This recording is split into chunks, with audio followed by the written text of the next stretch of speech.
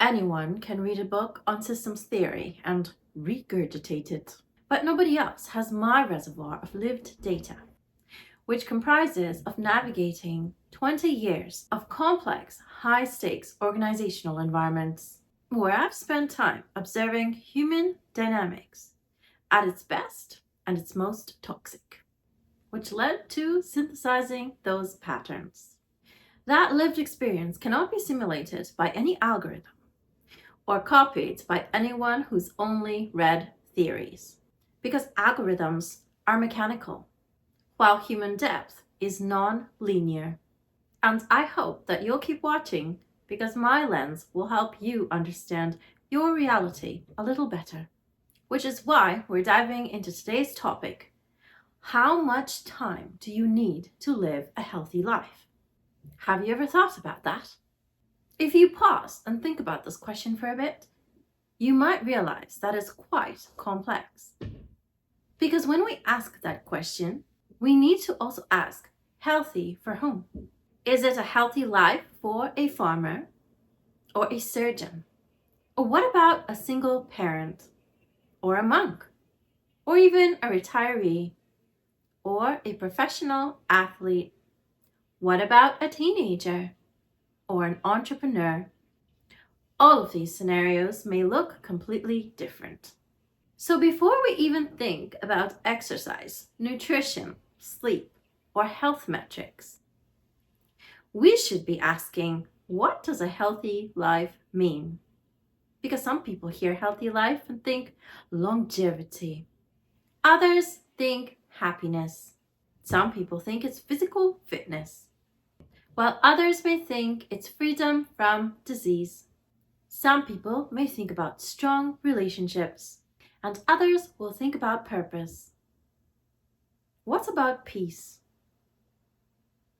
Would you consider that required for a healthy life? I ask this because then the time question gets quite fascinating, because society often acts as though there's a formula. Wake up at a certain time, work a certain amount of hours, exercise a certain amount of minutes, sleep for a certain number of hours, eat certain types of foods, meditate. What about stretching or journaling or reading and socializing? Gotta remember to drink water and getting sunlight. And long before you know it, you've accidentally created a full-time job called being healthy.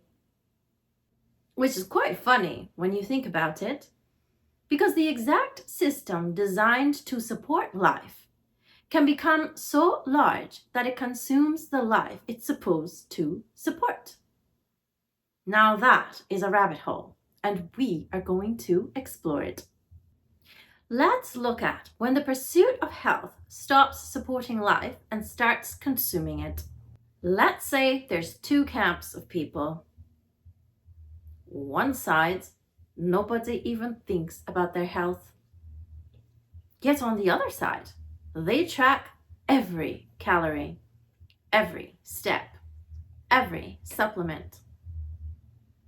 They also track every workout, every sleep metric, every blood marker, and every meal.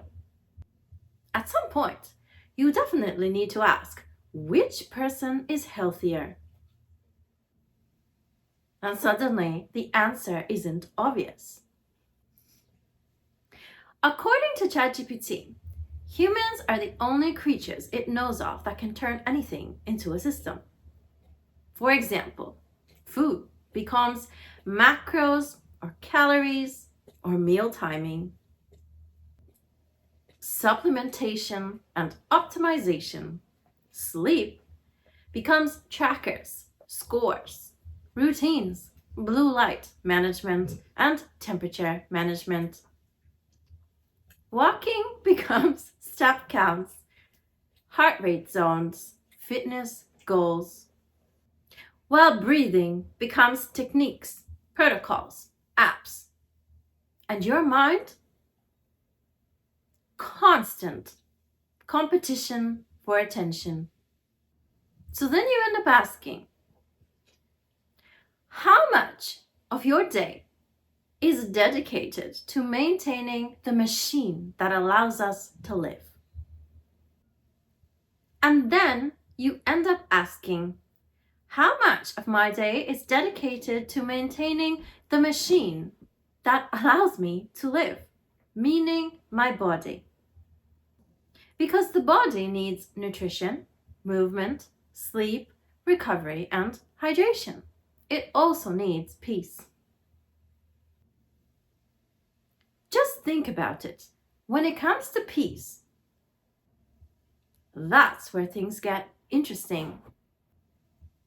Because most health discussions focus on food, exercise, sleep, biomarkers, supplements, and meditation. Why? Because peace is harder to measure. Just look around. Have you seen an app that can perfectly measure how much peace you experience and tell you, congratulations, you've achieved 87% peace today? I bet you can't find one because none exists. But yet, many people know when they don't have it. The opposite of peace is stress, which is increasingly recognized as a major contributor to health problems and poorer health outcomes. Just think about it. Chronic stress is associated with things like cardiovascular disease, high blood pressure, poorer mental health, inflammation, slower healing, increased susceptibility to infections, poorer health behaviors, burnout, anxiety, and depression. For example, a stressed person may sleep less. They'll also exercise less. Sometimes they'll eat differently or not eat at all. People who are stressed may also have less time for relationships, and they may also feel constantly rushed. Because stress doesn't just affect the body directly, it often influences the behaviors that support health. I'm sure you've maybe experienced lying awake at night in anticipation of the next day, especially if it's something new you need to experience. Many children undergo stress the night before the first day of school. Many adults experience the same when it's the first day at a new job. Almost everyone has also experienced a feeling of constantly being rushed or even unable to relax, which leads to them feeling mentally exhausted despite not doing physical labor. They may not know their blood pressure or their biomarkers, but they know what it feels like when peace disappears. So how much time do we actually need to spend maintaining our health? Because if somebody is exercising, eating perfectly, sleeping 8 hours in this day, yet they still feel constantly stressed and never at peace, then most people would intuitively say something is missing. And do you know what happens when you don't have peace?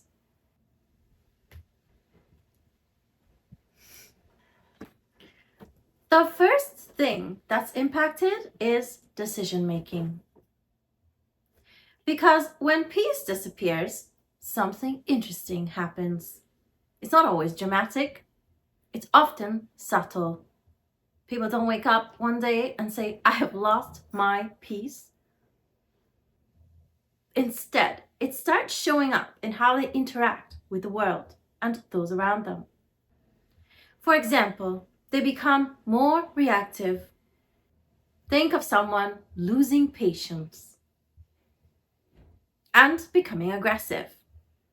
Or what about someone being snappy?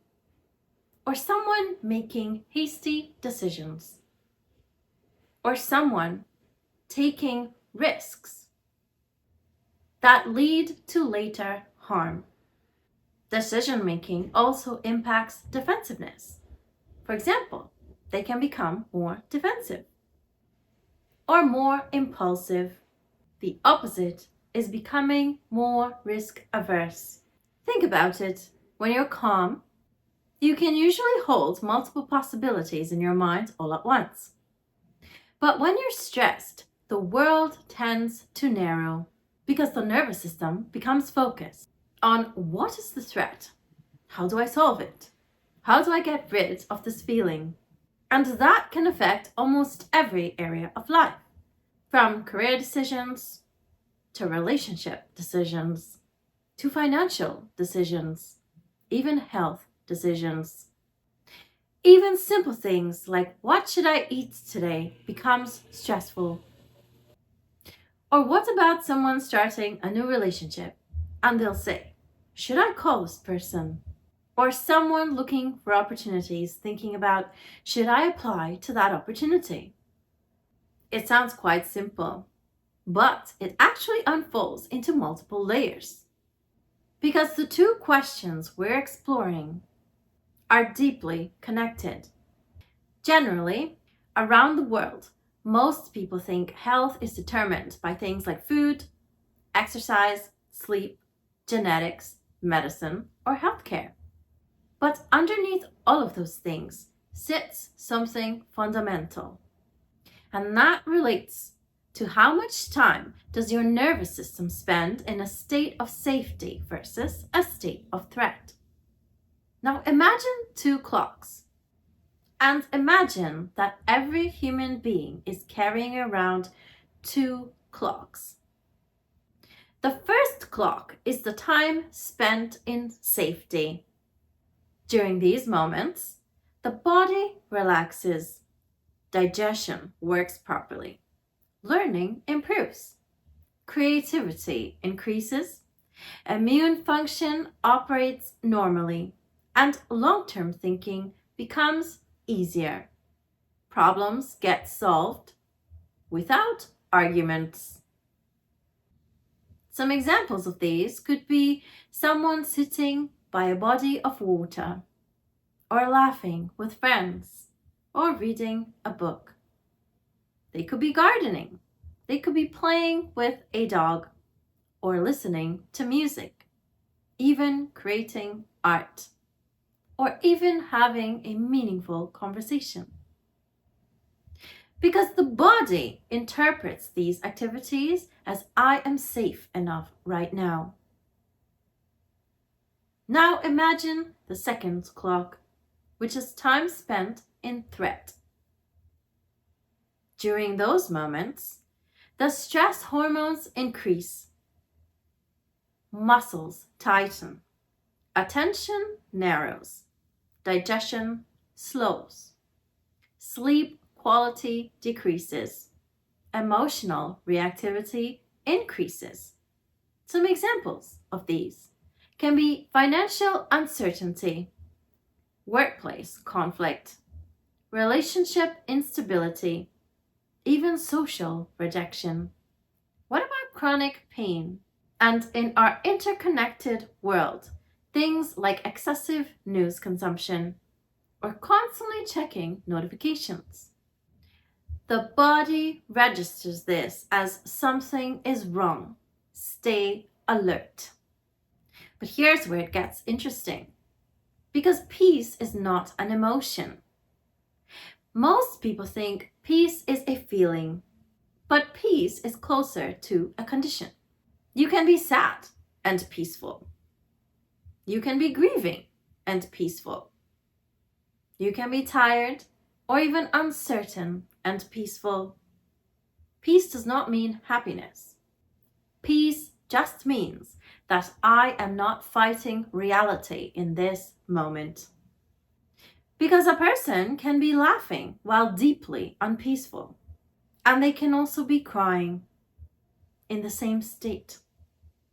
When you think about health and the requirements for living a healthy life, you'd notice that people rarely wake up and say, I have lost my peace. But what you do notice is when peace disappears because it leaks into behavior, slowly, invisibly. The first change is when patience shrinks. When people lose peace, their tolerance for friction decreases. The same event that once felt manageable suddenly feels enormous. For example, someone's at work or waiting on life changes, and there's a delayed email. Or they're driving or commuting somewhere. They're running late and they're stuck in a traffic jam. They need to find something, yet it's been misplaced. Or they're in a rush and their coffee spills. Sometimes they may be trying to sleep and there's a barking dog. Their tolerance for friction decreases because their internal capacity changed. The second change is when the future gets louder, because a peaceful mind can focus on what exists. An unpeaceful mind constantly rehearses what might happen, because the mind begins generating simulations. What if I lose my job? What if I get sick? What if they leave? What if I fail? Things like, what if I made the wrong choice? The mind becomes a forecasting machine, which is ironically the same mechanism that helped humans survive for thousands of years. But survival forecasting can become endless. And the third change can be split into two extremes, which relates to decision-making changes. The first extreme is impulsivity. They buy things. They quit things. They start things. They say things. Often before fully thinking. Why? Because uncertainty feels uncomfortable. And action, even when it's bad, creates temporary relief. But then there's the other extreme, which relates to paralysis. And in this scenario, a person becomes afraid to move at all. Because every choice feels dangerous and every decision feels irreversible. So they wait and wait and wait. But neither extreme is really about the decision itself, because both are attempts to escape uncertainty. Then we get to one of the most overlooked signs, which is the fourth change, and that's when curiosity disappears. Because when people are peaceful, they explore, they ask questions, they wonder, they learn. Children do this naturally. But under chronic stress, curiosity often gets replaced by vigilance, because the mind shifts from what can I discover to what could go wrong. One mindset builds worlds, while the other guards against threats. And then we move on to when peace becomes visible, which is the fifth change, which is all about relationships. Because peace is rarely tested when we are alone. Notice how many relationships fall apart and people enjoy being alone, because peace is tested around other humans. A loss of peace may show up as defensiveness, irritability, withdrawal, people-pleasing, controlling behavior, or emotional numbness. Of course, the behavior varies, but the underlying mechanism is often the same. Basically, it's the nervous system protecting itself. And the sixth change is when time itself changes. And this one is profound. Because have you ever noticed how peaceful moments feel spacious? An hour at a beach feels completely different than an hour in a stressful meeting. But the clock moves at the same speed. Time is a constant. Yet our experience of time changes dramatically. When peace disappears, days blur together, weeks disappear, life feels rushed. People often describe this as I don't know where the time went. Because presence goes missing. Do you know what happens when you don't have peace? Let me tell you. One of the first things that happens is your tolerance for nonsense drops dramatically. Suddenly, everything becomes offensive. The email, the traffic light, the slow internet, even someone chewing, or something that was designed to actually help reduce duplicate tasks, like a robot vacuum. And then when you have 2 floors, and there's 2 of them, suddenly they both become offensive. But then there are often cases when people think stress keeps making them bad decisions. But that's not quite right. Because what stress actually does is make people prioritize immediate relief over future benefit. Which explains everything from doom scrolling to texting someone you shouldn't be texting at 2 a.m. So let's think about this. How much time is actually needed for a healthy life? When you look at the content on healthy living, what you'll notice is people talking about eating healthy, sleeping peacefully, staying hydrated, lowering stress, and interacting with people you enjoy spending time with. But nobody calculates time it takes to eat healthy foods, especially when it involves more plants. Because by now, you may notice that we're not talking about what behaviors make people healthy. There's tons of information on that. We're asking how much work is required to actually maintain health, because those are completely different questions. And even ChatGPT doesn't hear many people asking that exact question.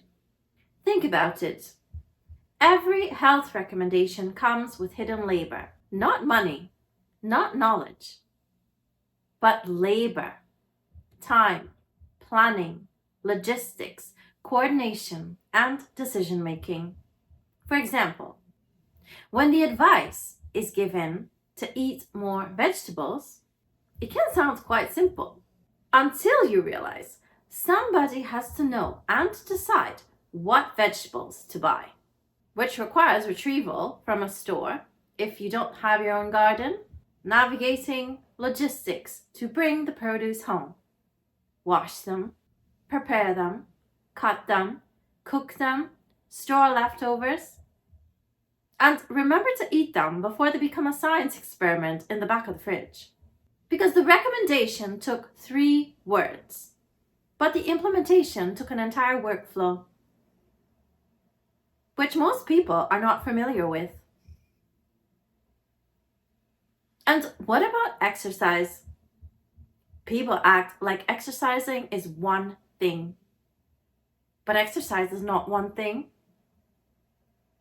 Exercise is finding the time, adjusting to the mental capacity, finding the clothes, finding the shoes, getting there, actually doing the exercise, showering, recovering, and getting home. The workout might be 45 minutes, but the operational footprint might be around 2 to 3 hours. And what about sleep, which is another funny one? Everyone says, get 8 hours of sleep. Okay, and that's wonderful. But are we counting winding down time or putting devices away? What about creating a quiet environment, which is quite difficult to get in the modern world? And managing stress until the person actually falls asleep? Or is it that everyone just pretends that humans have an off switch? Because I'm sure you've experienced this, where you, just like many other people, get into bed and discover the brain has scheduled a surprise board meeting at 11:47 p.m. Even friendships have logistics. Nobody talks about this. The advice is maintain strong connections, which is great and absolutely fantastic. And it's seriously good advice. But now you've got to coordinate work schedules, family schedules, transportation, energy levels, life obligations, different locations, and that's if the weather cooperates. Good luck. Because this is where things get interesting. Health advice is often presented as if the activities exist in isolation, but they don't. They compete with each other.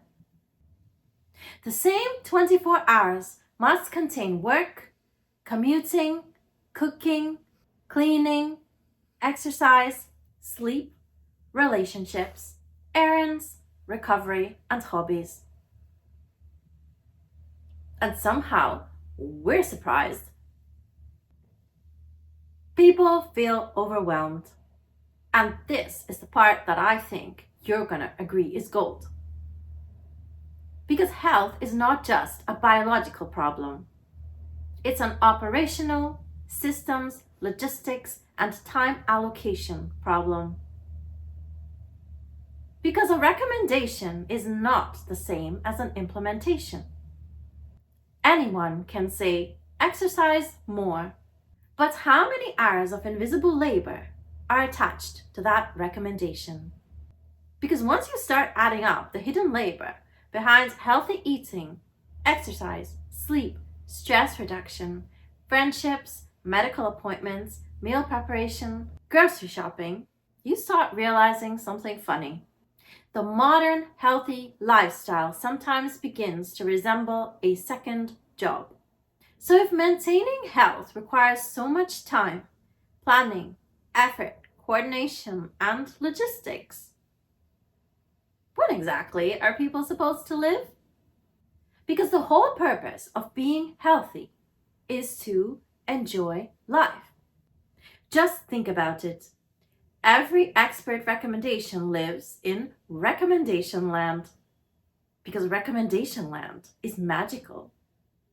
In recommendation land, people have time, energy, money, transportation, kitchens, people have safe neighborhoods, people have supportive families, they have functioning bodies, and also predictable schedules. Recommendation land is an amazing place that I'd love to visit someday. But reality is different. Your reality may be you worked all day. Someone else's reality may be their kid is screaming all day. Another person's reality may be that their dog threw up. Or what about someone whose fridge is empty? Most people's realities after they get off work and finish everything they need to do for the evening, if they have the energy for it, is that the grocery store is going to close in about 30 minutes. Another person's reality is they have a physiotherapy appointment tomorrow, but they need to take vacation time from their work so that they can attend. Another person's reality is they need to call their mother, or their vehicle needs fuel. And apparently, people are supposed to meal prep quinoa. All this relates to implementation, and this is where the question switches from how much time is needed for a healthy life to how much administrative overhead is attached to being a human. Because the list never ends. You've got insurance, appointments, prescriptions, taxes, grocery shopping, laundry, cooking, cleaning, transportation, scheduling, maintenance, caring for loved ones, and gathering all the resources. you need for your home. At some point, you may or may not realize that you're basically the unpaid operations manager of your own existence. And do you know why this is interesting? I'll tell you. It's because most people calculate activity time. Very few calculate support time. So for example, swimming. People will say, I swam for an hour. But that's actually not true. No, you didn't swim for an hour. You packed the bag, you found the goggles, you drove there, you showered, you changed.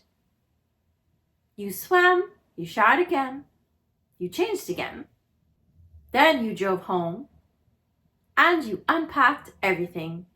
The swim was 1 hour. But the entire swim ecosystem was much longer. It's the same thing with healthy eating. Nobody says, tonight I spent 15 minutes eating and 90 minutes making the eating possible. But sometimes that's exactly what happened. So you'll notice that modern health advice often counts the activity, but ignores the infrastructure required to support the activity itself. And do you know why? It's because infrastructure is invisible. But if the bridge is broken, you'll notice it. The workout is visible, but the entire preparation is invisible. The meal is visible, but the logistics are invisible. The friendship is visible, but the coordination of spending time as friends is invisible. So what if the real scarce resource is not time? What if it's energy? Because everyone has the same 24 hours, except some have spare capacity and others are exhausted, which means that the same recommendation lands very differently. And if you notice, we haven't even talked about hygiene, appointments, paperwork, home maintenance, taxes, insurance, resources, or all the other invisible tasks attached to being a functioning human being. But I don't think we need to, because by now the pattern is probably obvious. Perhaps the question was never really about how much time is needed for a healthy life. Maybe the question was how much time remains after maintaining the conditions required to support that life. Because the whole purpose of health is to support life, not replace it, nor consume it. Definitely not to become another full-time job. Health exists so that we can experience life more fully. Health does not exist so that maintaining health becomes the only thing we experience. See you in the next one.